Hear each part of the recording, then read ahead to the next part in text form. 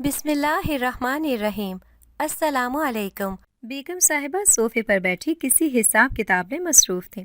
اس کا خاص ملازم نواب ڈرائنگ روم میں داخل ہوا اور باادب انداز میں بولا، سلام بیگم صاحبہ۔ بیگم صاحبہ نے سلام کا جواب دینے کے بعد کہا، نواب تم بس نام کے ہی نواب ہو، آج تک کوئی کام بتاؤ جو تم نے وقت پر کیا ہو۔ نواب نے کہا، بیگم صاحبہ میں کام کرنے میں دیر ضرور لگاتا ہوں مگر کام بھی تو ستھرا کرتا ہوں، بتائیں آج تک میری کسی کام سے آپ خوش نہ ہوئی ہوں؟ بیگم صاحبہ نے کہا، نواب کام کی بات کرو، اپنے منہ میاں مٹھو مت بنو۔ نواب نے کہا، بیگم صاحبہ آپ کو ملازمہ کی ضرورت تھی، میں ملازمہ لے آیا ہوں۔ بیگم صاحبہ نے نوٹوں کی 2 عدد گڈیاں اپنے بیگ میں رکھتے ہوئے کہا، کیا سچ؟ نواب نے کہا، جی بالکل، اور ایسی ملازمہ لایا ہوں جو آپ کہیں گی وہ کرے گی۔ بیگم صاحبہ نے کہا، تو کہاں ہے وہ، بلاؤ اسے اندر۔ نواب نے وہیں کھڑے کھڑے آواز دی، حسینہ اندر آجا۔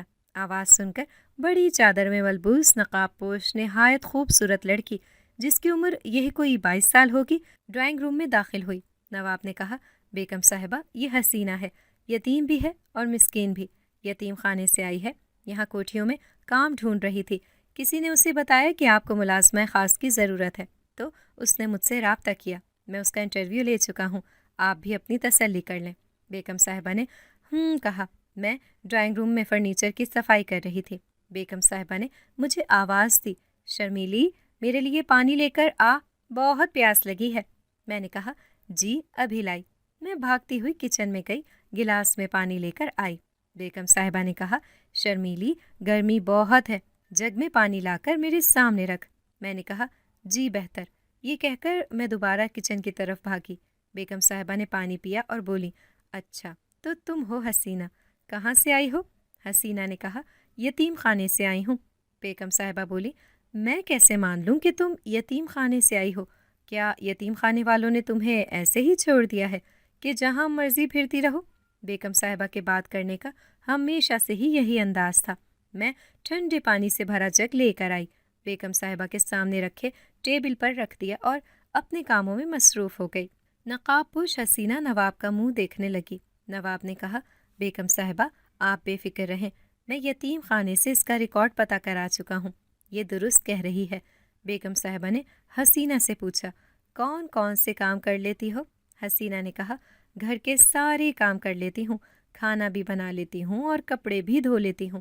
بیگم صاحبہ بولی، زبردست، مگر کچھ دن کام کرو گی تو تمہاری قابلیت کا پتہ چل جائے گا، لیکن تمہیں نوکری پر رکھنے کی میری ایک شرط ہوگی، میں چند دن بعد تمہاری قابلیت دیکھ کر تمہیں نوکری پر رکھوں گی، اگر مجھے تمہارا کام پسند نہ آیا تو میں تمہیں جواب دے دوں گی، مگر اتنے دنوں کی اجرت تمہیں ضرور دوں گی جتنے دن تم نے کام کیا ہوگا، اور اگر مجھے تمہارا کام پسند آ گیا تو پھر تم اس وقت تک نوکری نہیں چھوڑ سکو گی جب تک میں نہ چاہوں، بولو منظور ہے؟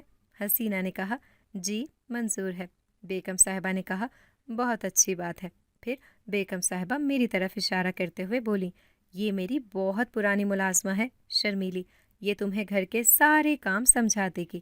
اس کے بعد بیگم صاحبہ نے مجھے آواز دی اور بولی، شرمیلی حسینہ کو گائیڈ کرنا تمہاری ذمہ داری ہے، مجھے تمہاری بھی کوئی شکایت نہیں ملنی چاہیے۔ میں نے کہا، بیگم صاحبہ میں حسینہ کو اچھی طرح سمجھا دوں گی، آپ بے فکر رہیں۔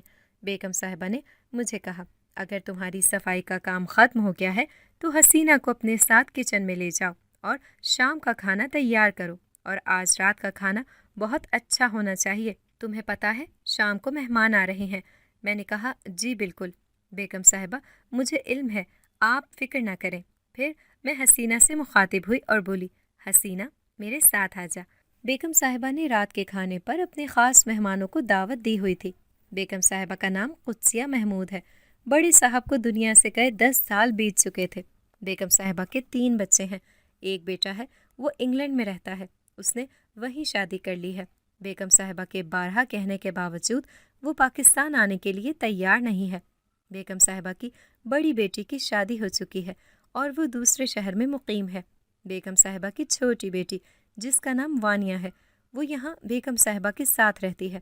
میرا نام شرمیلی ہے۔ بڑے صاحب کے دنیا سے جانے سے 1 سال پہلے میں اس بنگلے میں آئی تھی۔ بیگم صاحبہ کو میرا کام اتنا پسند آیا کہ پھر انہوں نے مجھے کہیں جانے نہ دیا۔ یہ بات درست ہے کہ بیگم صاحبہ پہلے ملازموں کو چند دن چیک کرتی ہیں، اگر ان کا کام انہیں پسند آئے تو انہیں رکھ لیتی ہیں، ورنہ فارغ کر دیتی ہیں۔ لیکن یہ سب سچ ہے کہ جس کا کام بیگم صاحبہ کو پسند آ جائے پھر اسے کہیں جانے نہیں دیتی۔ ایسا بھی نہیں ہے کہ بیگم صاحبہ ملازموں کو گھر کے فرد کی طرح رکھتی ہیں، وہ ہمیشہ اپنے اور ملازم کے درمیان ایک مخصوص فاصلہ رکھتی ہیں۔ غصے کی بہت تیز ہیں، ہر کوئی ان کے غصے سے پناہ مانگتا ہے، لیکن آج سے 10 سال پہلے وہ ایسی نہیں تھی۔ جب میں اس گھر میں آئی تھی، ان کے رویے میں اتنی بڑی تبدیلی کی وجہ ان کی چھوٹی بیٹی کے غم ہے، جس نے انہیں ڈپریشن کی مریضہ بنا دیا ہے۔ میں کباب کا مسالہ تیار کر رہی تھی، بیگم صاحبہ کچن میں آئیں اور بولی، شرمیلی، میں ضروری کام سے فیکٹری جا رہی ہوں، دوپہر کے بعد آؤں گی، تم نے وقت پر کھانا تیار کر لینا ہے۔ میں نے کہا، آپ بالکل فکر نہ کریں۔ انہوں نے کہا،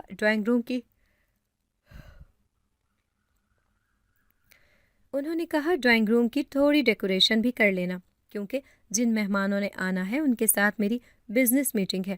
اگر یہ میٹنگ کامیاب ہو گئی تو میری فیکٹری کو بہت بڑا ٹینڈر مل جائے گا۔ میں نے اس کے لیے بہت محنت کی ہے۔ میں نے کہا، بیگم صاحبہ، انشاءاللہ سب کچھ آپ کی توقع کے مطابق ہوگا، اور اب تو حسینہ بھی میرے ساتھ ہے، یہ بھی تو میرا ہاتھ بٹائے گی۔ بیگم صاحبہ بولیں، وہ نئی ہے، نہ جانے اسے کچھ آتا جاتا ہے بھی یا نہیں، اس لیے تم اس پر نہ رہنا، ابھی تو میں نے اسے صرف ٹیسٹ کے لیے رکھا ہے۔ میں نے کہا، جی بہتر بیگم صاحبہ۔ وہ چلی گئی۔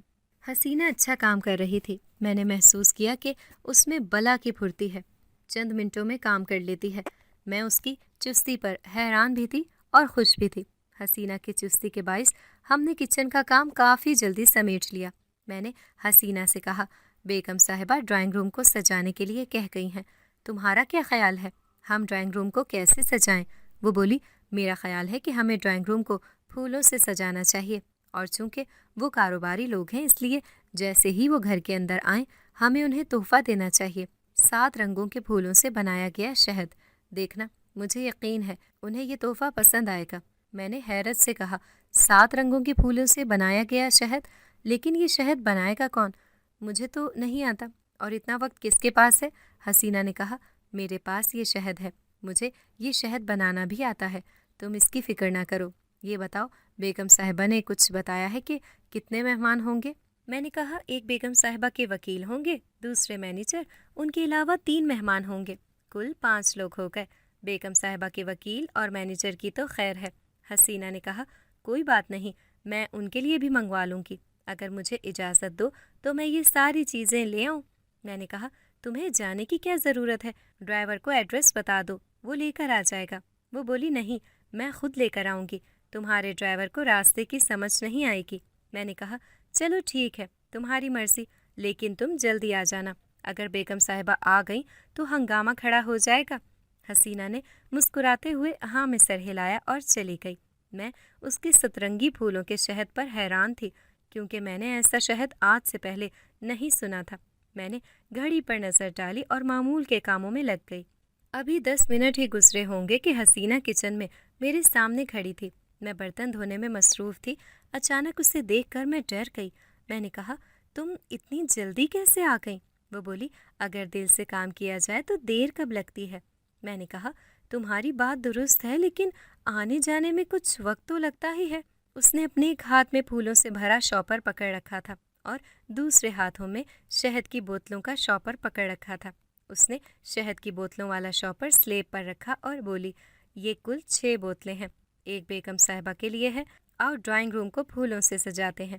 میں اب تک حیرت سے اسے دیکھے جا رہی تھی۔ ہم ڈرائنگ روم کی ڈیکوریشن میں لگ گئے۔ حسینہ نے ڈرائنگ روم میں رکھے ہر ٹیبل کے گلدان میں تازہ پھول نہایت خوبصورتی سے سجائے۔ میں اسے کہتی رہی کہ ان پھولوں کو تھوڑی دیر کے لیے فریج میں رکھ دیتے ہیں، جب بالکل شام ہوگی تب سجائیں گے، لیکن وہ ایک ہی بات کہتی رہی، تم فکر نہ کرو، یہ پھول کل صبح تک بالکل نہیں مرجھائیں گے۔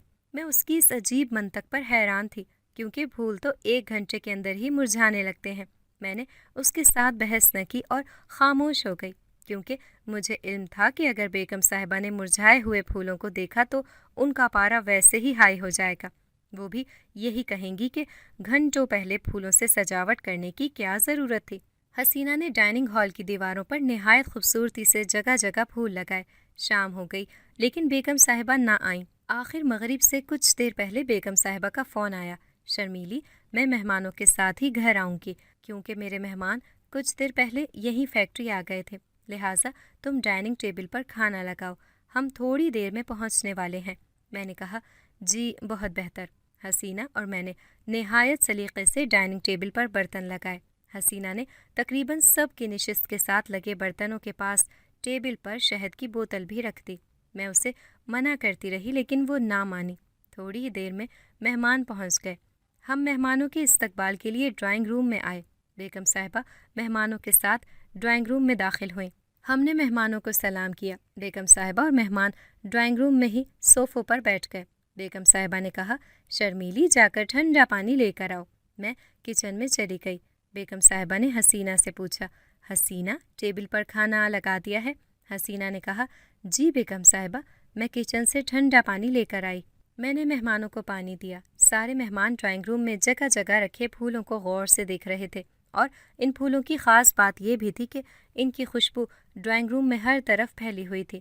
ایک مہمان نے کہا مسز قدسیہ محمود، ماشاء اللہ یہ پھول کتنے خوبصورت ہیں، لگتا ہے آپ کو پھولوں کا بہت شوق ہے۔ بیگم صاحبہ نے مسکراتے ہوئے کہا دانیال صاحب پھول کس سے اچھے نہیں لگتے، ویسے میرا خیال ہے کہ کھانا لگ چکا ہے، پہلے ہم کھانا کھا لیں۔ سارے مہمان ٹیبل پر آ کر بیٹھ گئے۔ شہد کی بوتلوں کو دیکھتے ہی بیگم صاحبہ کا موڈ خراب ہو گیا۔ وہ بولی شرمیلی یہ سب کیا ہے؟ میں نے ڈرتے ڈرتے کہا بیگم صاحبہ یہ حسینہ لے کر آئی ہے۔ بیگم صاحبہ حسینہ سے مخاطب ہوئیں، حسینہ یہ سب کیا ہے؟ حسینہ بولی یہ سترنگی پھولوں کا خالص شہد ہے، میں نے خاص طور پر مہمانوں کے لیے منگوایا ہے۔ ابھی بیگم صاحبہ کچھ کہتی کہ دانیال صاحب نے بوتل اٹھائی اور بولے واہ سترنگی پھولوں کا شہد، میں نے تو آج تک اس شہد کے بارے میں نہیں سنا، چلو چکھ کر دیکھتے ہیں۔ بیگم صاحبہ غصے سے حسینہ کی طرف دیکھ رہی تھیں کیونکہ انہیں علم تھا کہ اگر یہ شہد مہمانوں کو پسند نہ آیا تو مہمانوں پر بڑا برا تاثر جائے گا۔ دانیال صاحب نے چمچ کے ساتھ شہد چکھا اور بولے ارے واہ مس قدسیہ محمود، آپ بھی چکھیں، یہ تو بہت زبردست ہے، مجھے علم نہیں تھا کہ آپ کی خانسامائیں اتنی قابل ہیں۔ بیگم صاحبہ بڑی مشکل سے مسکرائیں اور بولیں بہت شکریہ دانیال صاحب، دراصل میرے علم میں نہیں تھا کہ میری ملازمائیں آپ لوگوں کے لیے کچھ خاص اہتمام کرنے والی ہیں، میں نے تو خود سترنگی شہد کے بارے میں کبھی نہیں سنا، میں اس لیے تھوڑی پریشان تھی۔ دانیال صاحب نے شہد کی بوتل رکھتے ہوئے کہا نہیں یہ بہت مزیدار ہے، بلکہ میرا تو خیال ہے کہ یہ بوتل ختم ہوتے ہی مجھے اگلی بوتل کا آرڈر دینا پڑے گا۔ یہ سن کر بیگم صاحبہ قہقہہ لگا کر ہنس پڑی اور بولی ضرور، کیوں نہیں، چلیں اب کھانا شروع کرتے ہیں۔ حسینہ واقعی بازی لے گئی تھی۔ مہمانوں کو کھانے پینے کا اہتمام، پھولوں کی خوشبو اور خاص طور پر سترنگی پھولوں کا شہد بہت پسند آیا تھا۔ میری بیگم صاحبہ کی ریڈی میڈ کپڑے بنانے کی چھوٹی سی فیکٹری ہے، ان کے لیے یہ ٹینڈر بہت اہم تھا۔ ان کے مطابق اگر یہ ٹینڈر انہیں مل جائے تو وہ نہ صرف اپنے کاروبار کو مزید وسیع کریں گی بلکہ گھر کے حالات بھی بہت بہتر ہو جائیں گے، کیونکہ کچھ عرصے سے فیکٹری کا کام ڈاؤن ہونے کی وجہ سے گھر کے حالات بھی زیادہ بہتر نہیں تھے۔ بیگم صاحبہ حسینہ کی ذہانت سے بہت متاثر ہوئیں۔ مہمانوں کے جانے کے بعد میں اور حسینہ کچن کے اندر ہی ٹیبل پر بیٹھے کھانا کھا رہے تھے۔ میں نے حسینہ سے کہا مجھے لگتا ہے تم نے ایک ہی دن میں اپنی نوکری پکی کر لی ہے، اب بیگم صاحبہ تمہیں کہیں جانے نہیں دیں گی۔ وہ مسکرائی مگر کچھ نہ بولی۔ اتنے میں بیگم صاحبہ کچن میں آئیں، انہیں دیکھ کر ہم کھڑے ہو گئے۔ وہ بولی کوئی بات نہیں، تم لوگ کھانا کھاؤ، میں تو بس حسینہ سے ملنے آئی ہوں۔ حسینہ نواب نے تمہارے بارے میں بالکل ٹھیک کہا تھا، تم ایک ذہین لڑکی ہو اور یہ تم نے پہلے ہی دن ثابت کیا ہے، اس لیے اب تمہیں کہیں جانے کی ضرورت نہیں ہے۔ اس کے بعد انہوں نے حسینہ کے ہاتھ پر کچھ پیسے رکھے اور بولیں ویسے میں حیران ہوں کہ دوپہر سے لگائے گئے پھول اب تک مرجھائے کیوں نہیں۔ حسینہ نے کہا میں نے ان پھولوں پر ایک خاص قسم کا اسپرے کیا تھا، یہ اسی لیے نہیں مرجھائے۔ بیگم صاحبہ مسکرائیں اور یہ کہتے ہوئے کچن سے چلی گئیں۔ اوہ اچھا، چلو شاباش، تم لوگ اب کھانا کھاؤ۔ میں نے حسینہ سے کہا دیکھا میں تم سے ابھی کیا کہہ رہی تھی اور وہی ہو گیا۔ حسینہ بولی اس کا مطلب ہے کہ تم مالکن کو بہت اچھے طریقے سے سمجھتی ہو۔ میں نے کہا ہاں یہ تو ہے، کچن کے کاموں اور عشاء کی نماز سے فارغ ہوتے ہوتے رات کے 11 بج گئے۔ میں نے حسینہ سے کہا، فی الحال تم میرے کمرے میں سو جاؤ جب تک بڑی بیگم خود تمہارے لیے کوئی کمرہ ارینج نہ کر دیں، اور وہ جلد ہی کر دیں گی۔ حسینہ بولی، کیا بیگم صاحبہ یہاں اکیلی رہتی ہیں؟ میں نے کہا، نہیں، اکیلی تو نہیں ہیں، ہم اتنے سارے ملازم ہیں۔ ان کی ایک چھوٹی بیٹی بھی ہے، لیکن ان کی بیٹی ہر وقت کمرے میں قید رہتی ہے۔ وہ بولی، مگر ایسا کیوں ہے؟ میں نے ٹھنڈی آہ بھری اور کہا، دھیرے دھیرے تم سب سمجھ جاؤ گی۔ میں نے تمہیں میرا کمرہ دکھایا تھا، تم نماز پڑھ کر میرے کمرے میں آ جاؤ، باقی باتیں ہم کل کریں گے۔ یہ کہہ کر میں اپنے کمرے میں چلی آئی۔ حسینہ نے ڈرائنگ روم میں ہی نماز ادا کی، اس کے بعد کچن کا دروازہ بند کرنے لگی کہ اسی لمحے ڈرائنگ روم کے بڑے شیشوں والی کھڑکیوں سے ایک پرچھائی نظر آئی۔ حسینہ نے کچن بند کیا اور ڈرائنگ روم سے باہر نکلی۔ بنگلے کے پچھلے حصے کی طرف کوئی چلا جا رہا تھا۔ رات گہری ہو جانے کے باعث تمام لائٹس بھی بند کر دی گئی تھیں، صرف زیرو کا بلب چل رہا تھا۔ اس کی ہلکی ملچکی روشنی میں کچھ خاص سمجھ نہیں آ رہا تھا کہ کون ہے، مگر رات کے اس پہر جب 1 بجنے والا تھا، یوں پراسرار انداز میں کسی کا چلے جانا بہت عجیب تھا۔ حسینہ آہستہ آہستہ قدم اٹھاتی اس کے پیچھے چلی جا رہی تھی کہ بنگلے کے بالکل آخری حصے میں اچانک وہ پراسرار شخص رک گیا۔ اس نے کہا، آخر تم یہاں پہنچ ہی گئی۔ حسینہ نے جواب دیا، مطلب میں نے تمہیں ڈھونڈ لیا۔ پراسرار عورت حسینہ کی طرف مڑی، اس نے ایک زوردار چیخ ماری اور حسینہ پر حملہ کر دیا۔ حسینہ اس حملے کے لیے تیار نہ تھی، وہ پیچھے ہٹی مگر نیچے گر پڑی کہ اسی لمحے اس کے کانوں سے بڑی بیوی کی آواز ٹکرائی۔ کیا ہوا حسینہ؟ پراسرار عورت غائب ہو چکی تھی۔ بیگم صاحبہ اور شرمیلی حسینہ کے پاس پہنچی۔ شرمیلی نے حسینہ کو اٹھایا۔ بیگم صاحبہ نے کہا، تم نیچے کیوں گری ہوئی ہو؟ اور چیخ کی آواز کس کی تھی؟ اتنے میں گارڈ بھی وہاں بھاگتا آیا۔ حسینہ بیگم چلائی، تم اب آ رہے ہو، اسی لیے تمہیں تنخواہ دیتے ہیں۔ حسینہ نے کہا، یہاں کوئی تھا، یہ چیخ بھی اس کی ہی تھی، میں اس کا پیچھا کر رہی تھی کہ اچانک اس نے… ابھی حسینہ نے اتنا ہی کہا تھا کہ اسی لمحے چھوٹی بیگم صاحبہ کے کمرے سے ان کے چیخنے کی چلانے کی آوازیں آنے لگیں۔ بیگم صاحبہ نے اپنے دل پر ہاتھ رکھ لیا اور بولی، ہائے اللہ، وانیہ کی پھر طبیعت خراب ہو گئی۔ گارڈ، آج کی رات تم گیٹ پر رہو اور مجھے کوئی غفلت نہیں چاہیے۔ ہم وانیہ بی بی کے کمرے کی طرف بھاگے۔ وانیہ بی بی کے کمرے کا دروازہ اندر سے بند تھا۔ بیگم صاحبہ نے زور زور سے دروازہ کھٹکھٹانے لگیں۔ وانیہ، دروازہ کھولو بیٹا، دروازہ کھولو، میں آ گئی ہوں میری جان۔ اتنے میں دروازہ خود بخود کھل گیا۔ وانیہ بی بی اپنے بیڈ پر بیٹھی ہوئی تھیں، ان کی آنکھیں سرخ ہو رہی تھیں، بال بکھرے ہوئے تھے، ایسا لگ رہا تھا 2 دن سے انہوں نے کنگھی نہیں کی۔ وہ خوف زدہ پھٹی پھٹی نظروں سے ہمیں دیکھ رہی تھیں۔ ہم کمرے کے اندر داخل ہوئے۔ بیگم صاحبہ نے کہا، کیا ہوا میری جان؟ وانیہ بچے، کیا ہوا؟ وانیہ بی بی بولی، چلے جاؤ، تم سب یہاں سے چلے جاؤ، ورنہ میں تم سب کو مار دوں گی۔ یہ کہہ کر وانیہ بی بی نے دراز سے چاقو نکالا اور بڑی بی بی پر حملہ کر دیا۔ یہ دیکھ کر میری تو چیخیں نکل گئی۔ بڑی بی بی نے خوف سے اپنی آنکھیں بند کر لیں، مگر اسی لمحے حسینہ نے وانیہ بی بی کو پکڑ لیا۔ جیسے ہی حسینہ نے وانیہ بی بی کو پکڑا، وہ بے ہوش ہو گئی۔ حسینہ نے جلدی سے وانیہ بی بی کو بیڈ پر لٹایا۔ بڑی بی بی نے کہا، شرمیلی، جا جلدی سے پانی لے کر آ۔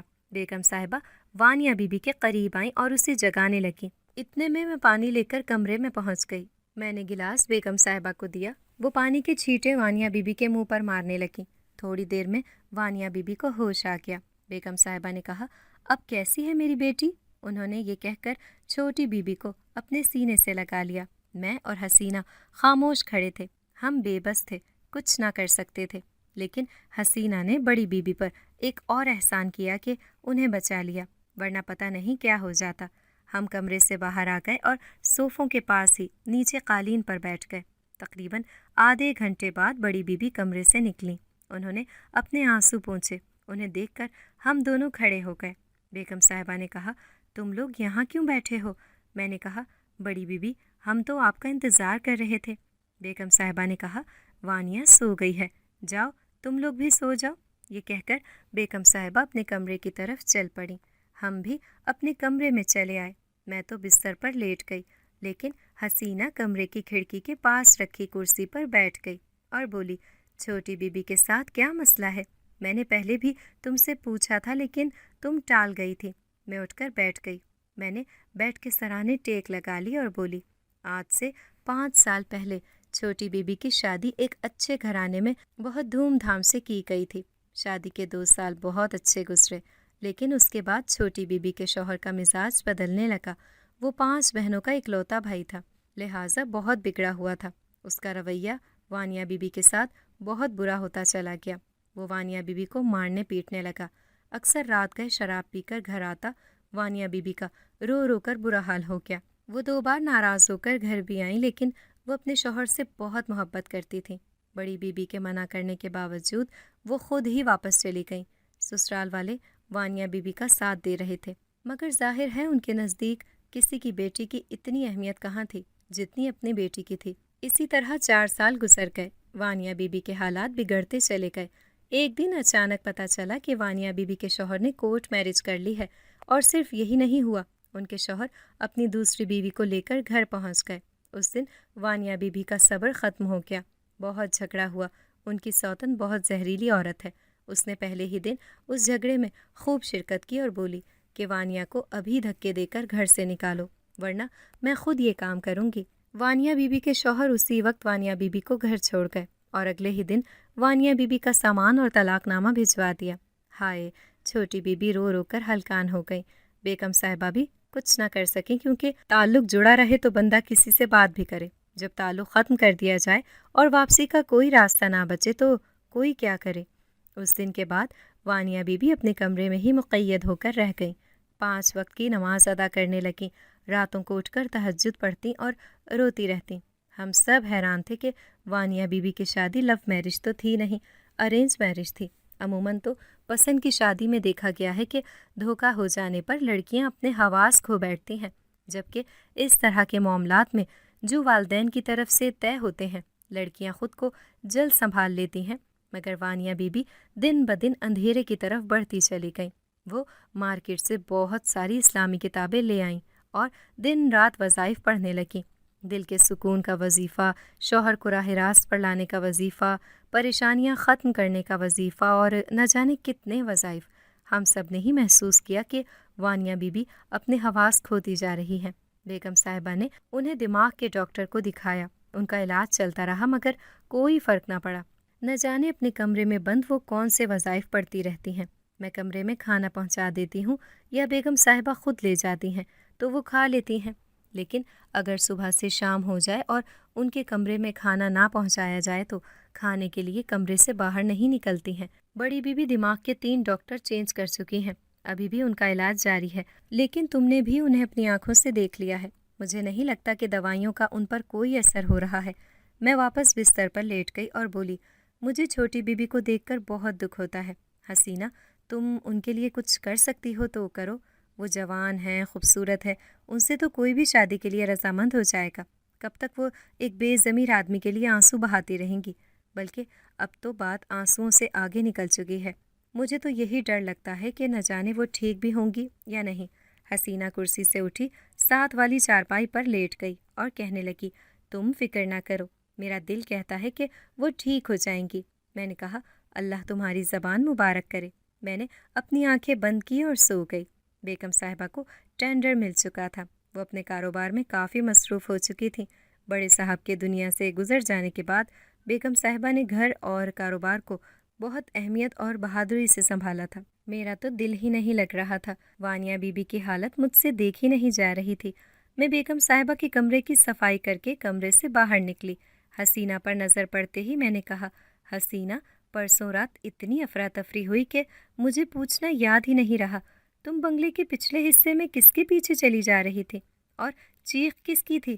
حسینہ نے کہا، مجھے خود ٹھیک سے سمجھ نہیں آئی کہ کون تھا۔ میں وہم تو نہیں کہہ سکتی کیونکہ اس کی چیخ پورے گھر نے سنی، مگر مجھے کچھ سمجھ نہیں آئی۔ خیر، تم فکر نہ کرو۔ میں نے کہا، فکر کیسے نہ کروں؟ بیگم صاحبہ نے بھی نواب کو کہہ دیا ہے کہ ایک اور گارڈ ڈھونڈ کر لائے، تاکہ ایک گارڈ دن کو پہرا دے اور دوسرا رات کو۔ اب ایک گارڈ 24 گھنٹے تو نہیں جاگ سکتا نا۔ حسینہ نے کہا، اچھا شرمیلی، تم نے تو اب دوپہر کا کھانا تیار کرنا ہے، اگر اجازت دو تو میں تھوڑا آرام کر لوں۔ میں نے سوچتے ہوئے کہا، اچھا، ویسے میں تو چاہ رہی تھی کہ تم میرا ہاتھ بٹا دو گی۔ تم میرے ساتھ کام کراتی ہو تو جلدی کام ختم ہو جاتا ہے، لیکن چلو تم آرام کرنا چاہتی ہو تو ٹھیک ہے، جاؤ میں خود کر لوں گی۔ حسینہ نے مسکراتے ہوئے میرا شکریہ ادا کیا اور چلی گئی۔ میں دوپہر کا کھانا تیار کرنے کچن میں چلی آئی۔ حسینہ ہمارے کمرے کی طرف جانے کی بجائے چھوٹی بی بی کے کمرے کی طرف چل پڑی۔ چھوٹی بی بی کا کمرہ دوسری منزل پر بالکل آخری والا کمرہ تھا۔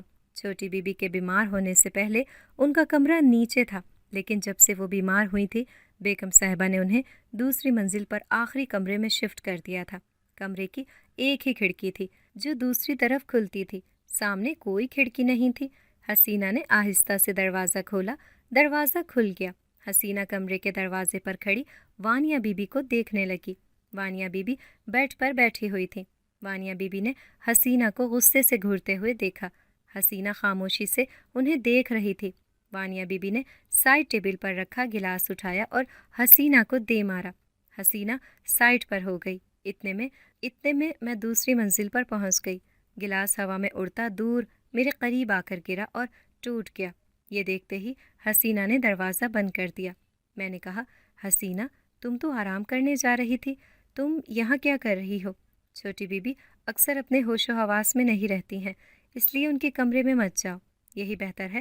حسینہ میرے قریب آئی اور بولی، بس یوں ہی دل میں خیال آیا کہ ان کے ساتھ بیٹھنے کا موقع مل جائے، شاید میں ان کے ساتھ بات چیت کر کے ان کو سمجھ سکوں۔ میں نے کہا، لیکن تم یہ کام تب کرنا جب ان کی طبیعت ٹھیک ہو، آج کل ان کی طبیعت بہت خراب ہے۔ شکر ہے بیگم صاحبہ نہیں ہے، حسینہ نے کہا، میں کانچ اٹھا دیتی ہوں، پھر آرام کر لوں گی۔ میں نے کہا، چلو ٹھیک ہے۔ آدھی رات کا وقت تھا، گرمی بڑھتی جا رہی تھی۔ اچانک لائٹ چلی گئی، میری آنکھ کھلی، گرمی کی وجہ سے میں اٹھ بیٹھی۔ ویسے تو لائٹ جانے پر گارڈ فوراً جنریٹر چلا دیتا تھا، تو اس نے کیوں نہیں چلایا؟ میری نظر حسینہ پر گئی۔ کیا حسینہ اپنے بستر پر موجود نہ تھی؟ نہ چاہتے ہوئے بھی میں بستر سے اتری کہ حسینہ کو بھی دیکھ لوں گی کہ وہ کہاں ہے، گارڈ سے جنریٹر چلانے کا بھی کہہ دوں گی۔ بیگم صاحبہ بھی آج گھر پر نہیں تھیں، وہ وانیہ بی بی کو لے کر شام کے وقت ہی نفسیاتی ہسپتال چلی گئی تھیں۔ ڈاکٹر نے وانیہ بی بی کو ہسپتال میں ہی ایک دن کے لیے داخل کر لیا۔ کل وانیہ بی بی کی کوئی تھیراپی ہونی تھی، بس ہم ملازم ہی گھر پر موجود تھے۔ میں کمرے سے باہر نکلی، ہر طرف خاموشی تھی۔ ہمارا کمرہ بنگلے کے اندر ہی تھا۔ سرونٹ کوارٹر کو بیگم صاحبہ نے فی الحال گارڈ کو دے رکھا تھا۔ میں ڈرائنگ روم سے باہر نکلی، گارڈ کی طرف چل پڑی تاکہ اسے کہوں کہ وہ جنریٹر چلا دے۔ میں گیٹ پر پہنچی مگر گارڈ وہاں نہیں تھا۔ کمال ہے، نہ حسینہ کی کوئی خبر ہے، نہ ہی گارڈ کا کچھ پتہ۔ یہ سب لوگ آخر کہاں چلے گئے ہیں؟ میں بنگلے کے اندر واپس جانے کے لیے مڑی۔ مجھے چھت پر ایک روشنی نظر آئی۔ ہر طرف اندھیرا تھا مگر یہ روشنی کیسی تھی؟ آخر سب لوگ کہاں چلے گئے تھے؟ اوپر سے لائٹ بھی نہیں تھی، پھر چھت پر کون تھا؟ میں چھت کی طرف چل پڑی۔ دبے پاؤں سیڑھیوں پر قدم رکھتے ہی جب چھت پر پہنچی تو یہ دیکھ کر میرے اوسان خطا ہو گئے۔ سفید لباس میں ملبوس ایک عورت کھڑی تھی اور اس کے ارد گرد ایک روشنی پھیلی ہوئی تھی۔ یہ عورت اجنبی تھی، میں نے اسے پہلے کبھی نہیں دیکھا تھا۔ اس کے سامنے ایک عورت اپنے لمبے لمبے بال کھولے کھڑی تھی، وہ آپس میں کوئی بات کر رہی تھی۔ سفید لباس میں ملبوس عورت نے کہا، تم نے جو بھی کرنا ہے پورے چاند کی رات کو کرنا ہے، کیونکہ یہی اس کی کمزوری ہے۔ اچانک سفید لباس میں ملبوس عورت کی نظر مجھ پر پڑ گئی اور دیکھتے ہی دیکھتے وہ غائب ہو گئی۔ اسی لمحے لمبے بالوں والی عورت میری طرف مڑی، میں تو اسے دیکھتی ہی رہ گئی۔ یہ تو حسینہ تھی۔ اندھیرے میں بھی حسینہ کے ارد گرد ایسی روشنی تھی جس کی وجہ سے اس کا چہرہ صاف نظر آ رہا تھا۔ میں نے اپنے دونوں ہاتھ اپنے منہ پر رکھ لیے۔ چھت پر ہلکی ہلکی ہوا چل رہی تھی جس کی وجہ سے حسینہ کے لمبے کھلے بال اڑ رہے تھے۔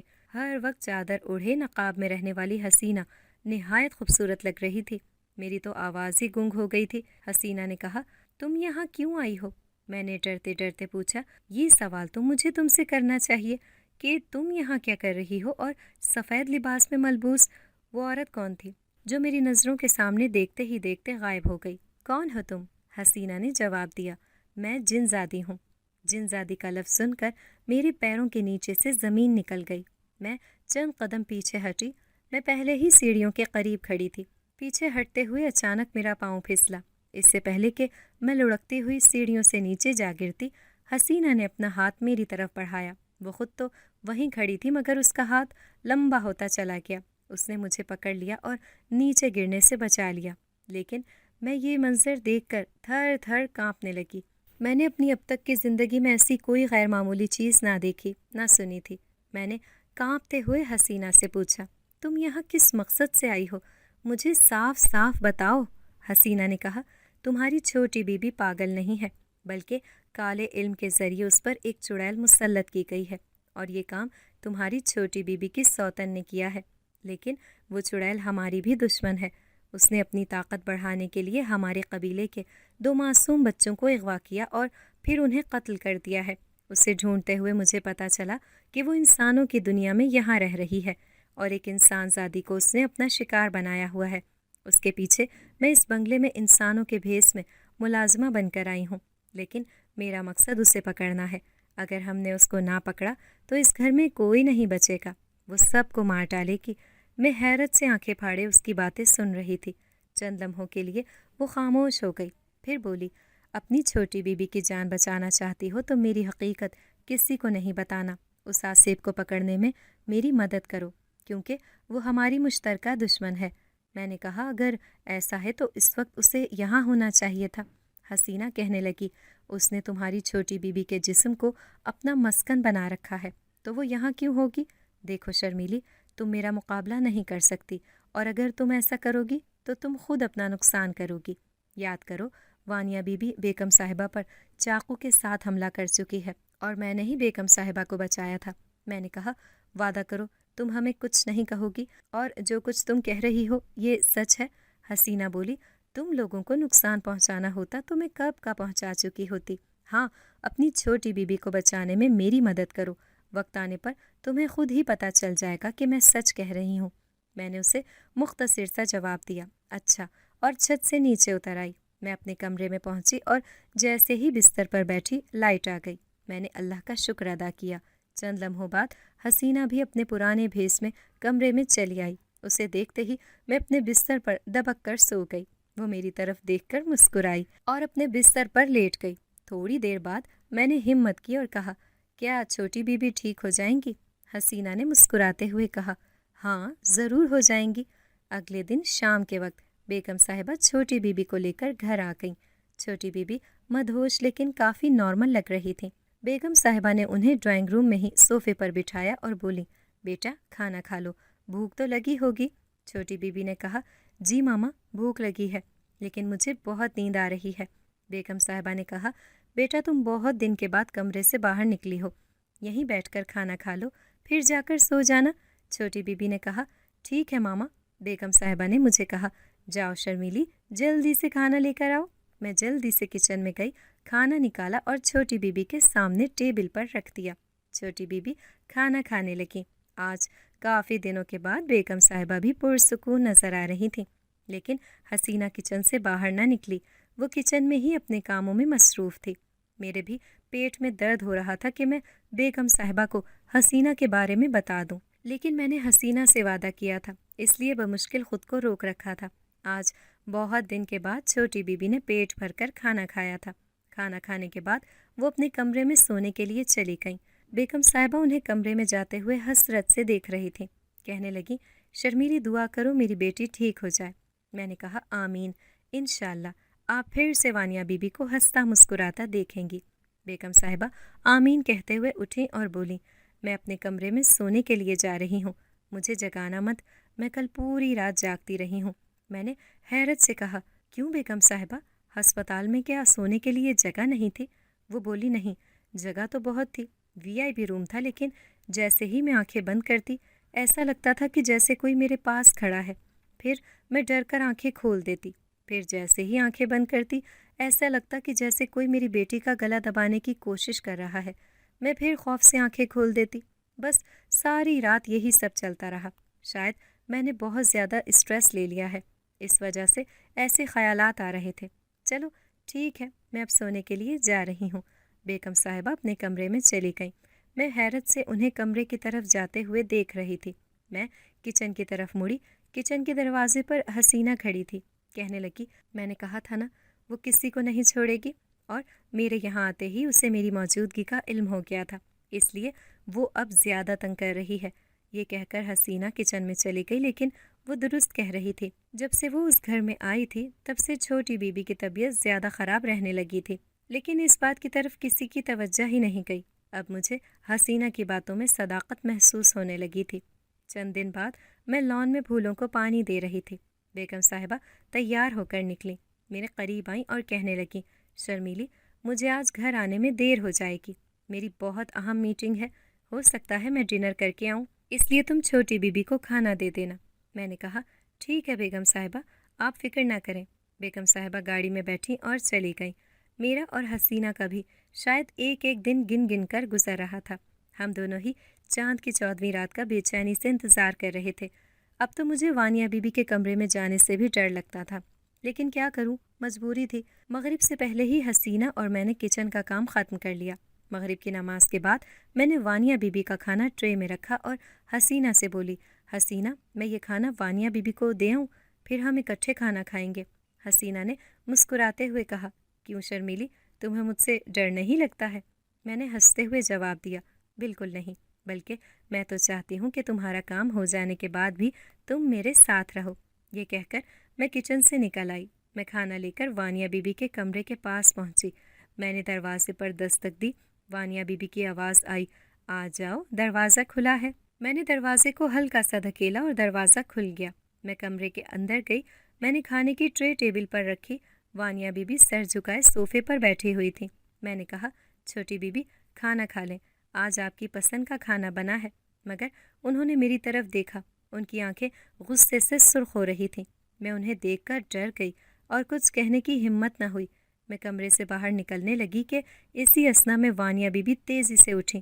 انہوں نے مجھے زور سے بالوں سے پکڑا اور میری آنکھوں میں آنکھیں ڈال کر بولیں، میرے ساتھ چالاکیاں کرتی ہے، کیا ہوگا اگر میں تجھے یہیں مار ڈالوں؟ میں تھر تھر کانپنے لگی۔ ان کی آواز بھی تبدیل ہو چکی تھی۔ وانیہ بی بی مجھے بالوں سے گھسیٹتی ہوئی کمرے سے باہر لے آئیں۔ میں درد کے مارے چلانے لگی۔ میری چیخنے کی آوازیں سن کر حسینہ بھی کچن سے باہر نکلی، لیکن اسی لمحے وانیہ بی بی نے مجھے گردن سے پکڑا اور سیڑھیوں کی گرل سے نیچے لٹکا دیا اور چلاتے ہوئے حسینہ بی بی کو بولی، خبردار، اوپر مت آنا ورنہ میں اس کو چھوڑ دوں گی۔ میری گردن وانیہ بی بی، بلکہ یہ کہنا چاہیے کہ اس چڑیل کے ہاتھ میں تھی اور اس نے مجھے سیڑھیوں سے نیچے لٹکایا ہوا تھا۔ میری گردن پر اس کے ہاتھوں کی گرفت اتنی مضبوط تھی کہ میں زور زور سے ہاتھ پاؤں مار رہی تھی۔ حسینہ جہاں کھڑی تھی وہیں کھڑی رہ گئی۔ چڑیل نے کہا، میرے پیچھے آنا بند کر دے، یہ تیرے بس کی بات نہیں، ورنہ اس گھر میں تیری وجہ سے ایک نہیں کئی جانیں ضائع ہو جائیں گی۔ تو ابھی بچی ہے، اگر میرا مقابلہ کرنا ہے تو جا کر کسی بڑے کو بھیج، دفع ہو جائے یہاں سے۔ اس کے بعد اس نے مجھے واپس راہداری میں کھڑا کر دیا اور تیزی سے بھاگتی ہوئی اپنے کمرے میں چلی گئی اور کمرے کا دروازہ دھڑ سے بند کر دیا۔ اگلے ہی لمحے حسینہ میرے سامنے کھڑی تھی۔ اس نے مجھے پکڑا، لیکن اسی لمحے میں بے ہوش ہو گئی۔ مجھے ہوش آیا تو میں اپنے بستر پر لیٹی ہوئی تھی اور میرے بستر کے ساتھ کرسی پر حسینہ بیٹھی ہوئی تھی۔ میں ہڑبڑا کر اٹھ بیٹھی۔ حسینہ نے کہا، ڈرو نہیں، سب ٹھیک ہے۔ میں نے کہا، نہیں حسینہ، کچھ بھی ٹھیک نہیں ہے، وہ چڑیل ہے، وہ عمر میں تم سے کئی گنا بڑی ہے، اس کا مطلب ہے کہ اس کا تجربہ اور طاقت دونوں تم سے زیادہ ہیں، میرا نہیں خیال کہ تم اکیلی اسے قابو کر لو گی۔ حسینہ نے کہا، تو تمہارے پاس کیا حل ہے؟ میں بولی، ہمارے بہت بڑے پیر صاحب ہیں، وہ ایسی بدروحوں کو پکڑنے کے ماہر ہیں، میرا خیال ہے کہ ہمیں ان کے پاس جانا چاہیے اس سے پہلے کہ ہم کسی کی زندگی سے ہاتھ دھو بیٹھیں، اور سب سے زیادہ خطرہ وانیہ بی بی کی جان کو ہے۔ وہ بولی، 14ویں کی رات آنے میں ابھی 10 دن رہتے ہیں، تم اپنی تسلی کر لو۔ رات 8 بجے بیگم صاحبہ گھر واپس آئیں۔ میں ان کے کمرے میں گئی۔ وہ بولی، شرمیلی، میں کھانا کھا آئی ہوں، اب آرام کروں گی۔ میں بیڈ کے پاس نیچے بیٹھ گئی اور بولی، بیگم صاحبہ، آپ تو سارا دن گھر پر ہوتی نہیں، چھوٹی بی بی اپنے کمرے میں تنہا پڑی رہتی ہیں، اگر آپ اجازت دیں تو جب ان کی طبیعت ٹھیک ہو میں انہیں واک کے لیے باہر لے جایا کروں۔ بیگم صاحبہ نے کہا، تمہاری تجویز اچھی ہے، لیکن میرا خیال ہے کہ وانیہ کی طبیعت کو مزید کچھ بہتر ہونے دو، میں نہیں چاہتی کہ تم اسے باہر لے کر جاؤ اور کوئی مسئلہ بن جائے۔ میں نے کہا، بیگم صاحبہ، میرے پاس ایک اور بھی تجویز ہے۔ انہوں نے کہا، بولو۔